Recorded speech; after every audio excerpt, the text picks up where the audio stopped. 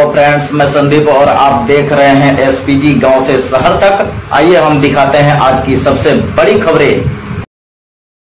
प्रश्नांना न्याय देण्यासाठी या नवे तर या महाराष्ट्रातील येथील प्रत्येक मराठी माणसाच्या पाठीशी त्याचा भाऊ आया म्हणून प्रशासनाच्या विरोधात आणि प्रशासनासह ज्यांनी त्या उन्नतीचा विचार मारला ते धर्मवीर दिघे साहेब आणि त्याच धर्मवीर आनंद दिघे साहेबांच्या शिकवणीला, त्यांच्या विचारांना ज्यांनी प्रत्यक्ष कृतीत अवतरित केलं, गोरगरिबांच्या मुलांना IAS IPS बनवलं, प्रत्येकाच्या स्वप्नाला सत्यात अवतरित केलं, वडील नसलेल्या मुलाच्या पाठीशी बाप पडून त्याचा बाप माणूस होऊन त्याच्या स्वप्नांना आपल्या मधनं खऱ्या अर्थानं जागा दिली। या महाराष्ट्रातील प्रत्येक घरामध्ये पोलीस अधिकारी घडावा हा विश्ववंदनीय विचार मांडला। जन्माला आलेल्या प्रत्येक माणसाला दर्जेदार आरोग्य व्यवस्था मिळावी यासाठी महाराष्ट्रासमोर एक शिवसेनेचा, शिवनीतीचा आणि मासाहेब जिजाऊंचा संस्कार ज्यांनी उभा केला। एकदा जोरदार टाळ्यांच्या गजरात जिजाऊ शैक्षणिक व सामाजिक संस्थेचे संस्थापक, शिवसेनेचे उपनेते आणि या तमाम कोकण प्रांताचा बुलंद आवाज माननीय निलेशजी सांबरे साहेब यांना विनंती करतो की आपण उपस्थितांना संबोधित करावं। छत्रपती शिवाजी महाराज, वंदनीय हिंदू हृदय सम्राट बाळासाहेब ठाकरे, ज्यांच्यापासून लहानपणापासून सामाजिक पदाची ज्याप्रमाणे आई वडिलांचे संस्कार त्याप्रमाणे लहानपणापासून ज्यांना आम्ही बघितलं का ग्रामीण भागातील कुठलाही विषय असला, आरोग्य, शिक्षण, ते आदरणीय दिवंगत आनंद दिघे साहेब, धर्मवीर आनंद दिघे साहेब यांना वंदन करतो। व्यासपीठावर बसलेले आपल्या राज्याचे मंत्री आदरणीय उदयजी सामंत साहेब, नेहमीच मोठ्या भावाप्रमाणे आमच्या पाठीवर हात ठेवणारे आदरणीय प्रकाश दादा, आमचे लहानपणापासून कॉलेजच्या जीवनापासून असलेले मित्र रुपेश दादा, व्यासपीठावर बसलेले सर्वच सन्माननीय आदरणीय व्यक्तिमत्व, उपस्थित सर्व बंधू भगिनी, सर्व शिवसैनिक बंधू भगिनी, सर्वांना माझा नमस्कार। जय महाराष्ट्र। आज पहिल्याच कार्यक्रमामध्ये मी शिवसेनेत प्रवेश केल्यानंतर पहिल्यांदाच बोलतोय की जेव्हा प्रवेश घेतला त्यावेळेस मी आपले जे नेते आहेत, मुख्य नेते आहेत, ते आदरणीय एकनाथजी शिंदे साहेबांना शब्द दिला होता का दिला आहे का आज आपले 60 आमदार राहिले तरी साहेब काय काळजी करू नका, प्रत्येक शिवसैनिक, आमचा शेवटचा शिवसैनिक आपल्यासारखं काम करायला सुरुवात करेल, आमच्याशी प्रत्येक कार्यकर्ता म्हणून काम करायला सुरुवात करेल आणि 60 चे 160 आमदार आम्ही लवकरात लवकर आपल्याला दर्शनाला निवडून आणू आपल्या पक्षाकडून, एवढे त्यांना विश्वास दिलेला आहे। आणि आज इथे आल्यानंतर मला खूप आनंद वाटला का प्रकाशदादांनी एक छोट्याशा नोटीसवरती पूर्ण लोकसभा क्षेत्रातील मोठ्या प्रमाणामध्ये आपले लोकप्रतिनिधी, जिल्हा प्रमुख, संपर्क प्रमुख, आमदार या सर्वांना बैठकीसाठी बोलवलेले आहे। मी आजच्या दिवशी इतकंच सांगेन दादांनो, ताईंनो, का आपल्याला जे शिवसेनेचे काम आहे तेच आम्ही गेले 12-15 वर्ष करत असताना मागच्या लोकसभेमध्ये आपण बघितलं असेल का लोक एका बाजूने आपण देत असतो तर 10 बाजूने लोक परत देत असतात।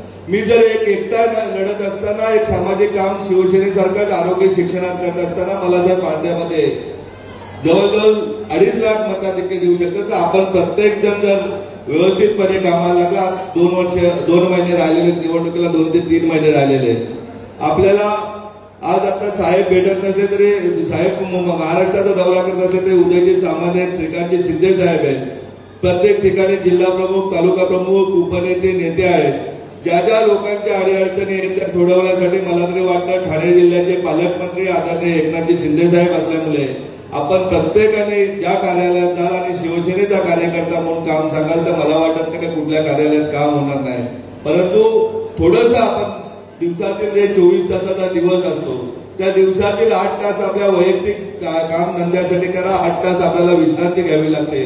उरलेल्या 8 तासासाठी प्रत्येकाने जे कोणी आपले व्यावसायिक आहेत किंवा नोकरी धंद्याला त्यांनी 4 तास तरी समाजाला दिलं तर मला वाटतं जे आपल्याला अभिप्रेत असलेले धर्मवीर आनंद दिघे साहेबांचा हा ठाणे जिल्हा, एकनाथजी शिंदे साहेबांचा हा ठाणे जिल्हा, या ठाणे जिल्ह्यामध्ये गावोगावी ग्रामपंचायतपासून मगाशी जिल्हा प्रमुखांनी सांगितलं का उद्या भिवंडी महानगरपालिकेपर्यंत, जिल्हा परिषदेपर्यंत प्रत्येक ठिकाणी आपला झेंडा लागलेला दिसेल, हा विश्वास आपल्याला मी देतोय। परंतु आपण प्रत्येकाने ठरवलं पाहिजे की एकटे शिंदे साहेब तर 40 वर्षभर त्यांनी पक्षाची सेवा केली. जो काम करणारा माणूस आहे त्याला या पक्षामध्ये किंमत आहे. आपण प्रामाणिकतेने काम केलं पाहिजे. नाहीतर मागच्या जिल्हा परिषदचे आता तुम्हाला विषय सांगतो, आपल्या दिलेत काही नेते मंडळी कुठे पैसे दिले ते विरोधी पक्षाला सांगत होते. त्यामुळे काही सीट आपल्या ज्या तुमच्या मुख्याच्या सीट होत्या त्या पडल्या गेल्या. परंतु आता तशी वेळ नाही. आता आम्ही सर्वजण प्रकाशदादांच्या नेतृत्वाखाली एकनिष्ठेने एकनाथजी शिंदे साहेबांच्या आदेशाप्रमाणे काम करायला आम्ही तयार आहोत. परंतु प्रत्येकाने आपल्या दिवसाचं शेड्यूल ठरवलं पाहिजे. काही ना काही चांगलं केलं पाहिजे. एकमेकाचे पाय खेचण्यापेक्षा एकमेकाचे हात धरून आपण पुढे गेलो पाहिजे. मग ते काम मी कालच्याच कोणत्या कार्यक्रमामध्ये सांगितलं आडगावच्या शाळेमध्ये का आपण हा आगरी, हा कुंभी, हा कोळी, हा आदिवासी, हा बौद्ध बांधव हे भांडण्यापेक्षा आपण सर्वजण स्थानिक भूमिपुत्र आहोत. आपण पहिल्यांदा सुरुवात केली पाहिजे. माझ्या व्यवसायामध्ये भागीदार असेल तो माझ्या इथला स्थानिक भूमिपुत्रच असला पाहिजे. त्यांच्या पाठीशी आपण ठामपणे उभं राहायला पाहिजे. मी एक श्रीमंत झालो, माझ्या बरोबर माझ्या गावचा माझा कार्यकर्ता मोठा झाला पाहिजे. मी ठाण्याला नेहमी गमतीने बोलत असतो का एखाद्या आमच्या नगरसेवकाचे 100 फ्लॅट झाले, परंतु जो कार्यकर्ता अंगावर केसेस घेतो तो जेलला असतो किंवा त्याचे ते भाड्याचं घर असतं, त्याचं भाडं भरायला पैसे नसतात. ते वेळ आता राहिलेलं नाही. कारण आता आपल्या पाठीशी शिंदे साहेब ठामपणे एका छोट्या छोट्या कार्यकर्त्यापर्यंत लक्ष देत असतात. आज आपल्याला आर्थिकदृष्ट्या सक्षम होण्यासाठी आपण फक्त ठरवलं पाहिजे माझ्या बरोबर माझ्या गावातील प्रत्येक कार्यकर्ता मोठा झाला पाहिजे. त्यासाठी आपल्याला एकत्रितपणे काम करायचं. जे शिवसेनेचे काम आहे का जे आरोग्य शिक्षण, त्या कामासाठी आपल्या बरोबर आता जिजाऊ आहे. जिथे तुम्ही सांगाल रुग्ण दिसेल त्या रुग्णाला अगदी पोटातल्या बाळापासून कॅन्सरपर्यंत आजार झाला तरी आपल्या कुठल्याही कार्यकर्त्याला 1 रुपया द्यावा लागणार नाही. त्याची काळजी माझ्याकडून घेतली जाईल. त्याचबरोबर आपण शिक्षणामध्ये कुठेतरी कमी पडतोय. 10 सीबीएसई शाळेत आणखी जिथे जिथे ज्या तालुक्यामध्ये आपल्या शिवसेनेचे पदाधिकारी जर जागा देतील त्या तालुक्यामध्ये आपण सीबीएसईच्या चांगल्या शाळा करू. ज्याप्रमाणे श्रीमंतांची मुलं ठाण्याच्या सिंगाण्यासारख्या शाळेत शिक्षण घेतात, आपण गावागावामध्ये सिंगाण्यासारख्या शाळा उभ्या करू आणि पुढच्या पिढ्या या उच्च शिक्षित कशा होतील त्यासाठी आपण नक्कीच काम करूया. मी त्याबरोबर आपल्याला सर्वांना हेही सांगतो दादा, आपल्याला आपला पक्ष धनुष्यबाण आणि आदरणीय शिंदे साहेब यापेक्षा दुसरं कुठलीही गोष्ट आपल्या लक्षात येता कामा नये. जरी सुद्धा आपले कोणाचे खासगी हितसंबंध असतील तरी सुद्धा निवडणुकीच्या काळात आपण 100% सर्वांनी प्रामाणिकतेने धनुष्यबाण आणि शिंदे साहेबांबरोबरच राहिलं पाहिजे. मग तो उमेदवार पक्षाने दिलेला कुठलाही उमेदवार असला तरी सुद्धा त्याच्या पाठीमागे शिंदे साहेबांच्या रूपाने आपण ठामपणे उभं राहिलं पाहिजे. मला वाटत नाही का तुम्ही आणि आम्ही मिळून मंचावर बसलेले कुठलीही निवडणूक आपल्यासाठी अशक्य नाही. आज जरी पैसा हा इतर पक्षांची पॉलिसी राहिली तरी आपल्या गावोगावी शिवसेनेच्या शाखा आहेत, तालुक्याला शाखा आहेत.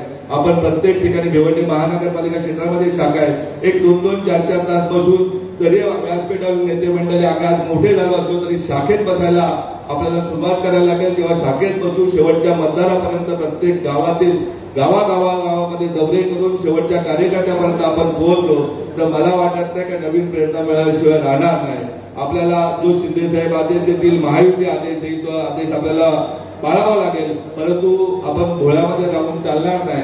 आपल्याला सर्वांना अगदी एकजुटीने एक दिलाने आपली शिवसेना कशी मोठी होईल, आपला शिवसेनेचा प्रत्येक उमेदवार कसा निवडून येईल यासाठी आपल्याला कटिबद्ध व्हावं लागेल. एवढंच या प्रसंगी मी आपल्याला बोलतोय. आणखीन वक्त्यांना बोलायचं आहे त्यामुळे मी माझा आवडतं घेतो.